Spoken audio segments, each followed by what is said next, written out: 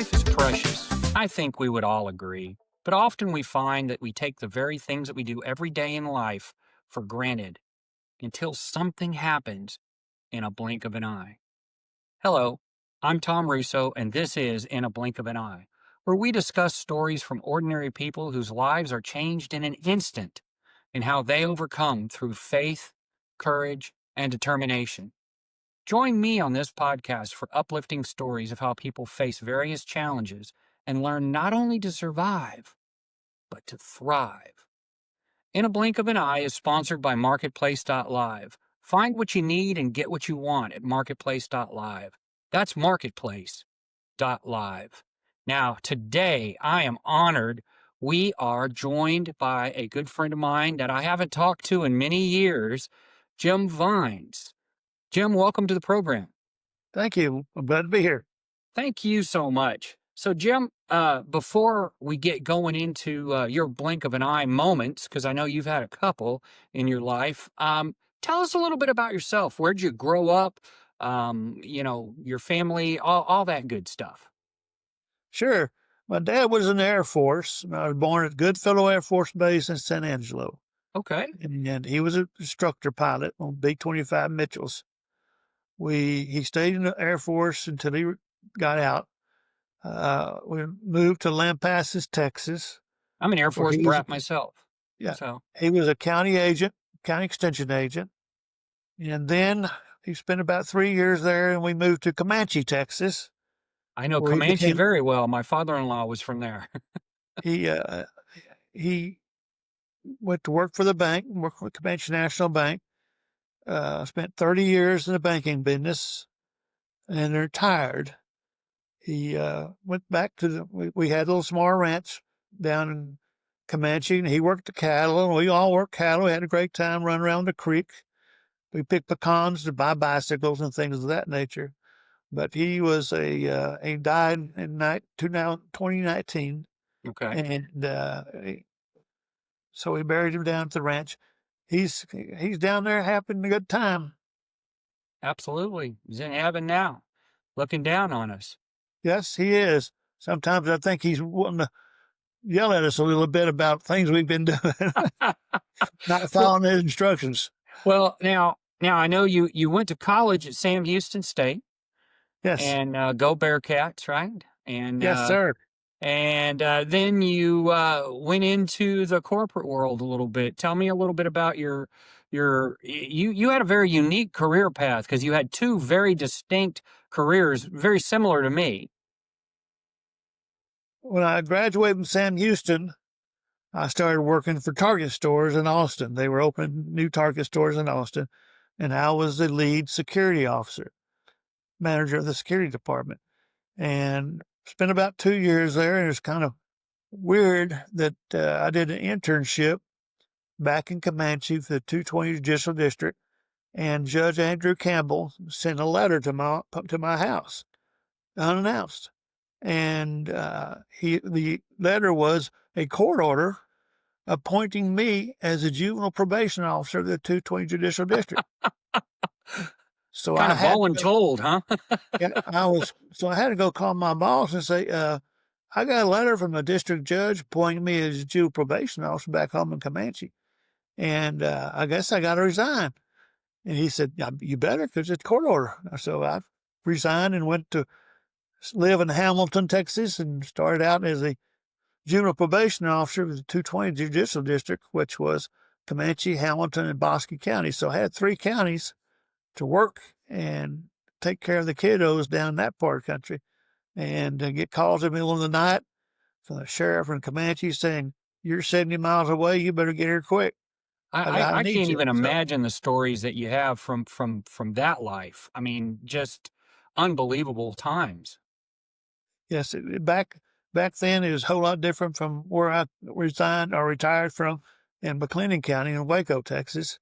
And it was different. I was out there on the road. I had a police band radio in my car, and I get calls from police, sheriffs, deputies, chasing people or whatever, and enjoyed just traveling back and forth in the middle of the night. Had one wreck one night, hit some slick ice, but that was all right. I survived it. But it was fun because I didn't have anybody with me. I was the single person, only person in those 3 counties working juvenile probation. Holy cow. So I it was can't even complete. imagine. And Oh, then, something took you to kind of follow your father's footsteps into banking, which is where yes, our paths crossed. yes. I was working for the bank in Waco, which was converted to First National Bank, and and they transferred me to Lubbock. Which is where I was at. Yep. And we So we became friends in Lubbock, working in the same department in the lending department there. And along these lines, you were a banker for many years, and you yes, kind of retired from banking and went back into probation officer, yes.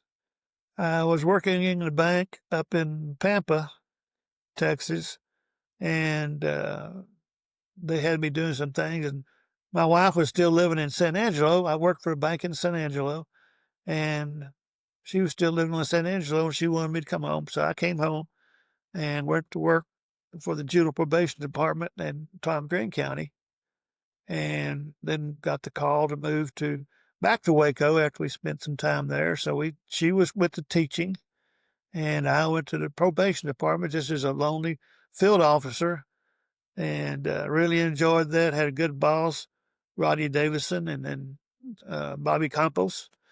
And then when I left, I had Colin Coker. So I worked under the 3 chiefs. I got promoted from the field officer to the intensive supervision officer, which was real fun. I had a partner that kind of crazy. We'd go into houses and wait for the police to come later and grab the kids and drag them out. But we caught a bunch of kids, and he and I worked real good together. Then Well, God once I, bless you for what you did. I mean, two very distinctly different careers, just as mine with banking and teaching. I helped kids in the teaching world, and we both helped people in the banking world.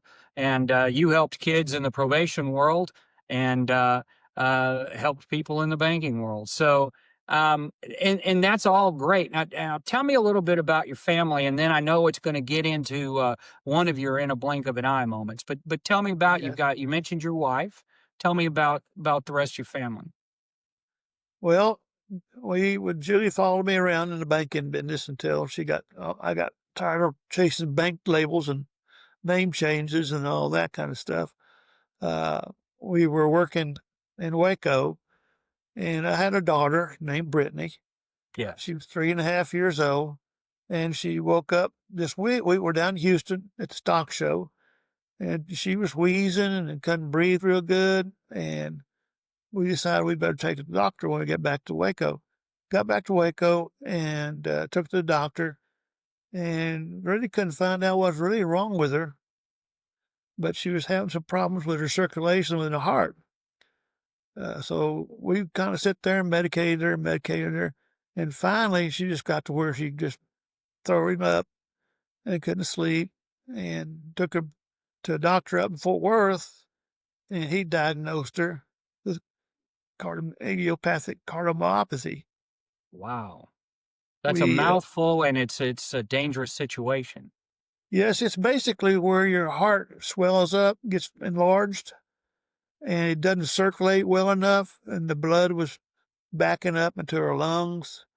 And so they finally decided to intubate her at Fort Worth and try to see if they could get her back going. All those medications and things. Well, they ended up thinking she needed a heart transplant. So At they three and started a trying to half years find a old. transplant hospital, and luckily, Texas Children's in Houston accepted her in their transplant program. So we went to Houston. They had her in ICU and was working with her and trying to figure out doing tissue, trying to find tissue to be able to see what a donor would tissue would match. Then one afternoon, one Sunday night, I guess it was, she really couldn't breathe real good, and that morning she died. Oh, Lord. I can't even begin to empathize, or sympathize with you. I just know how crushing that was. And, what year was that she passed? 1993. 1993, and that was shortly before you and I met, I believe. Yes. Yeah. I know that this was definitely that blink of an eye moment because no one's ever prepared to lose their child. And I can't imagine the struggles that you had both internally and externally. Tell me a little bit about your struggle and how you never forget and you never put it away. But how do you move on from something like that? That's a tribute to you because you continued on and you soldiered on God, she's in God's hands now. It's hard for the living to put up with what we've got left.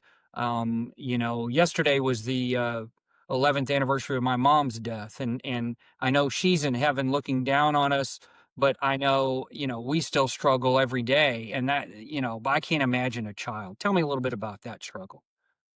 Well, the time she passed away, my wife was really having a hard time. Of course, they wanted to do an autopsy to find out what the heart looked like and what happened to it and how much damage was done as just a kind of their research, their Texas Children's. So we had to leave her there in Houston, and we started packing all our stuff and going home. And my wife wanted to stay and ride with her back in the hearse or whatever to Waco. And we said, no, you just got to go with us.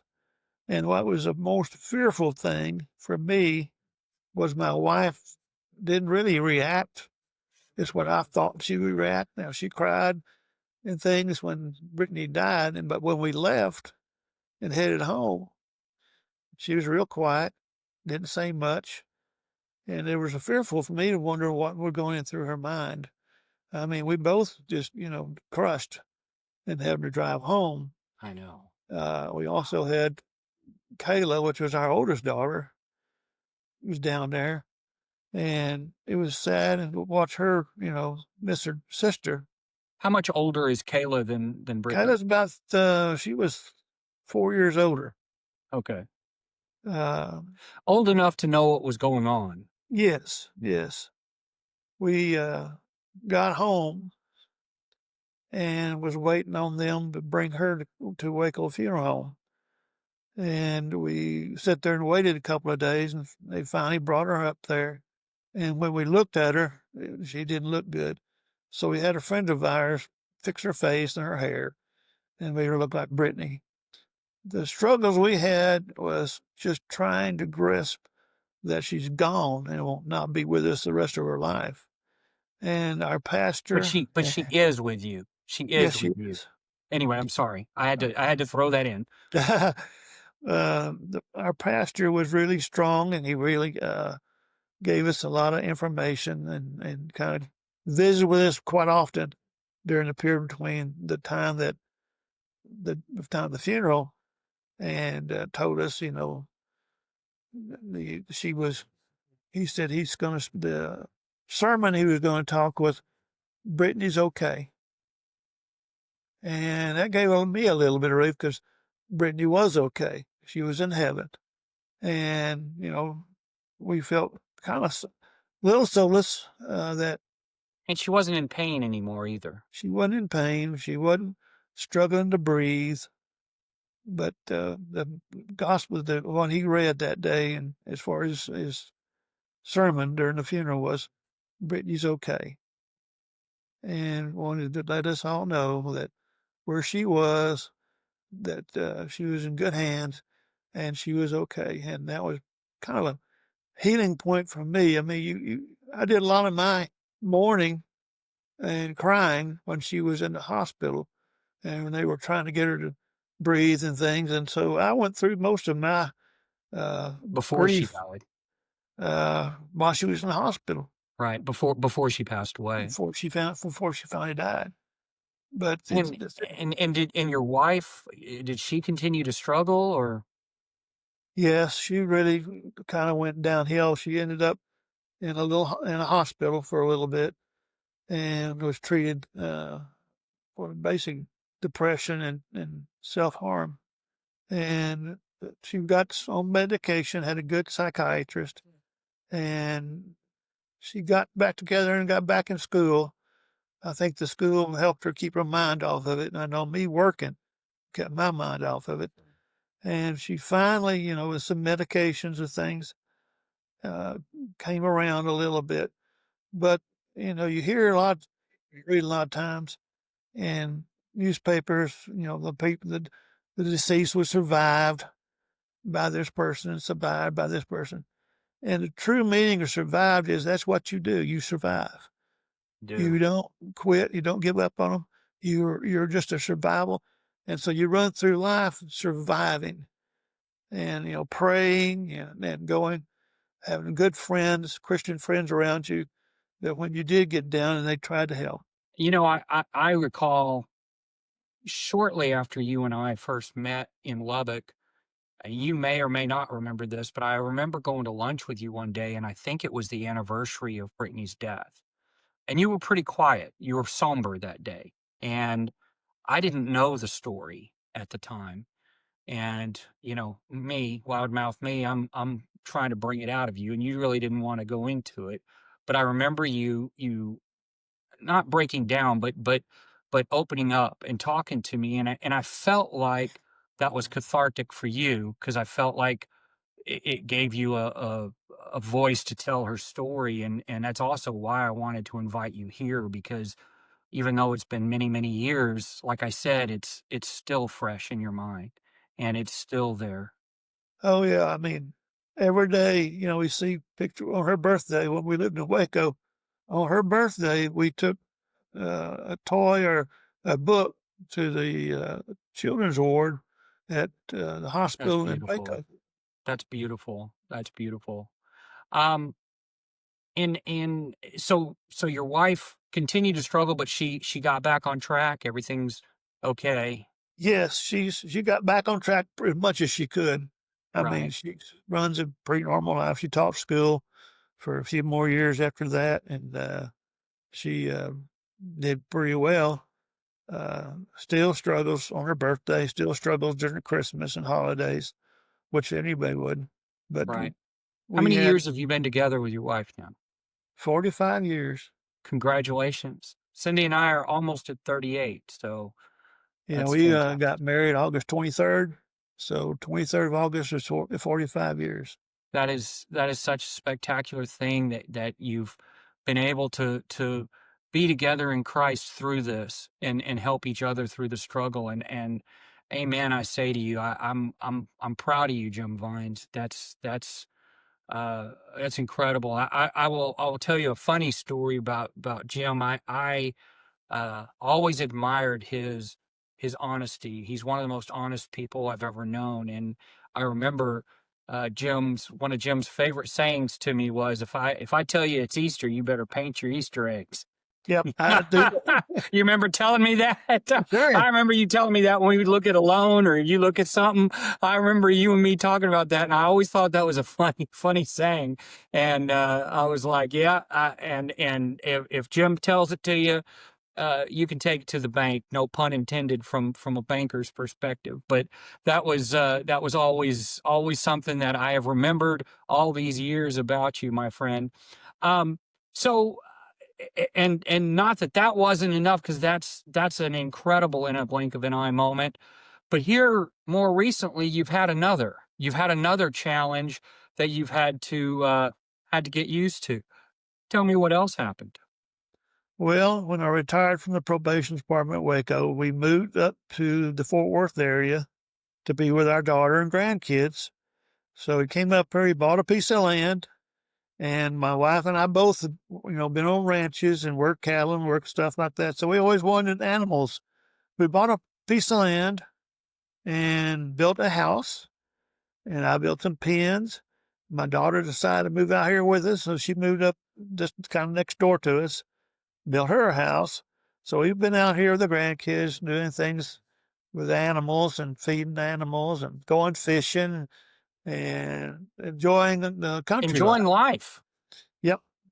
So I was been out here working. I'd come up on weekends and I'd cut trees out and take the tractor and knock stuff out and, clean up stuff before we moved up here. And when I moved up here, I still worked on it until we started building the house. And I How got many tired. acres you got? Sir, How many acres do you have? right now we have 14. 14 acres. We just bought land out here in College Station. We got a little over an acre. So that's farm living for us. Yep. We bought 14 acres. And when we split it with Kayla, we split it down the middle and we got 6.5 and they got 6.5. So we kind of did that for them, allow them to come out here. But back in 2022, 22, 23, it was ice storm in February. I guess y'all remember the February ice storm up in this area. Oh, it was horrible. Yeah, it affected the whole southeastern part of the country. It was Yeah. bad. Yeah. So one day I was walking out and it was cold. I was walking out to go to the horse barn and feed the horses. So I stepped right off the sidewalk onto a piece of ice. My legs went out from underneath me. And next thing I know, I'm on the ground. My legs in the air, my arms in the air, and I'm hurting really, really bad. So we called 911, the ambulance come pick me up, and they drove on the ice, took me to the nearest hospital. And the ER doctor says, I don't have a trauma neuro team here. I'm going to send you downtown Fort Worth. So he put me back in the ambulance and drove me downtown Fort Worth. I got downtown Fort Worth. They did x-rays, MRIs, all that kind of stuff. And the doctor there said, I don't have my team. It's a weekend and it's icy. So we're going to just try to make you comfortable and we'll have to keep you in the hospital until we can do surgery. He said, looks like you did something to your spinal cord. Of course, they had me totally out. Yeah. So last thing I knew after he talked to me is I was in recovery, intensive care, woke up, had a thing around my neck, and he came in and said, Mr. Vines, you had crushed or compressed your spinal cord Oh from gosh. cervical 2 to cervical 6.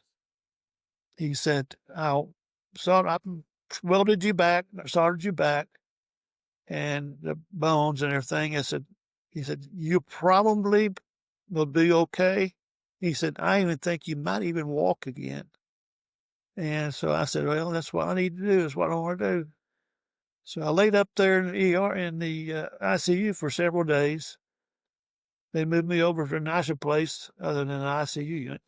And they sent me over to Baylor Cotton White Neuro Recovery.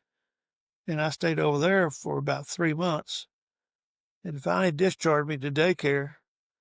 So I went over there today. And while you're inpatient, they work you 3 hours a day on physical therapy. You know what the difference between a physical therapist and a terrorist is? I'm sure you can tell me. You can negotiate with a terrorist. You can't negotiate with a therapist.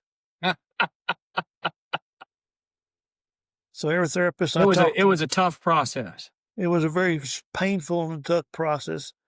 They would get me up, move my legs around, move my arms around, had OT and PT, uh, stretching me out, trying to get me to sit up. My core is weak, so I'm flopping around, and they started working on me pretty hard, doing a lot of things. Uh, During that process, uh, they kept working on me, and the PT and told me. I asked him one day. I said, "Chris, what you think my chances are walking again?" He said, "Jim, I'll run some numbers and I'll tell you what I think." So he said, "You probably only have a 35% chance of walking again." And I had my day neuro girl told me, I don't think he'll ever walk again. But what was there was my brother-in-law, and we were sitting there talking to her, And when she said, "Jim, I don't think I'll ever walk again," my brother-in-law said, "It's not up to you. Well, that's It's up absolutely to a true. higher It's not. power." Well, so cut to the chase. Are you able to walk? No, Not yet. I can only stand on my legs when I'm in a harness.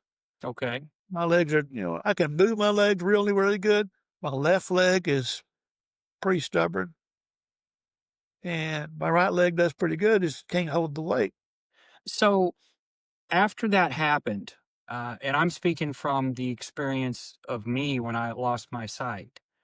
And I know that's not a comparable thing, but it was traumatic to me to lose your eyesight.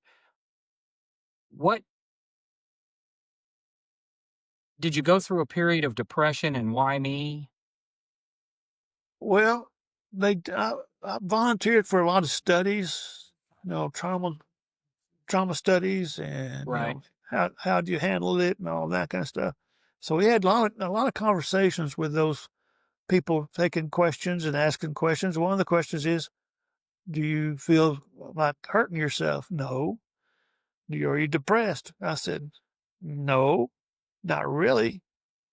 Uh, they kept asking those kind of questions. I finally said, "You know, I'm gonna lay here until Jesus wants me to get back up and work." And I finally told him, I said, "I know the chances of me walking are very slim, but they got wheelchairs." I said, "I can still be useful. I can still Amen. And work." I love hearing that, Jim. I have probably even less than a 35% chance of getting my sight back in my eye, even with the surgeries that they're talking about. And um, I've come to grips that God wants me with one eye, and I can still do everything. I can still drive. I can still do things. Now, yes, it kind of forced me to retire from teaching because you got to be able to watch the kids and know what's going on, and it was real hard to coach and stuff. And I certainly couldn't officiate football anymore. Although I think I could still do better than some of the guys that are out there. But anyway, um, but you know, I still had that determination that I'm gonna go make something of my life and do something, and that's really what was the, origin of this podcast, was that I wanted to reach out to people who have overcome obstacles just like you and me and all the other people that I've talked to. They've overcome something, and they didn't give up, and they used their faith in Jesus, and they used their faith in their God, and they used their faith in their family and their courageousness and their determination. And that's one thing I always knew about you is you've had many challenges in life, and you've always overcome, and you've always uh, been a success at whatever you've chosen to do. And for that, I salute you, Jim. You're a great man, and I know you've had these horrible things happen to you, and I know that God's there walking with you, and I know Brittany is there with you as well. Yes. And I know we're kind of coming up to the 30-minute time period, so I want to be cautious of your time. So I will kind of wrap it up here with us. Hang on with me until we get ended here. If you like hearing uplifting stories of overcoming challenges in life, click and like the subscribe button somewhere over there. I don't ever know which way to point. Perhaps you have a story of your own to share, an accident, sudden loss, PTSD, alcohol, drug abuse, a natural disaster, illnesses, and you would like to share that journey of overcoming, please contact me at the email shown below. That one I know I can put below for consideration for a future podcast interview. Now, I rely on viewers like you to share their stories, and I've been so blessed. This is my 8th episode, and I've already got 4 more scheduled, and I've got like 10 more that I'm talking to people to share their stories. And I want people from all over in all walks of life. We're all God's children, and we all have a story to tell. Thanks again to Marketplace.live for their continued sponsorship to bring us these great stories to all of us. Marketplace.live, find what you want and get what you need. I want to thank everyone out there, especially my family, our military, our veterans and first responders who put their lives on the line every single day. We also can't forget our teachers and medical professionals who all make the world better one person at a time. But most of all, thank God for all the blessings in our world. We just need to make sure that we concentrate on them every single day. Until next time, Carpe Diem, seize the day.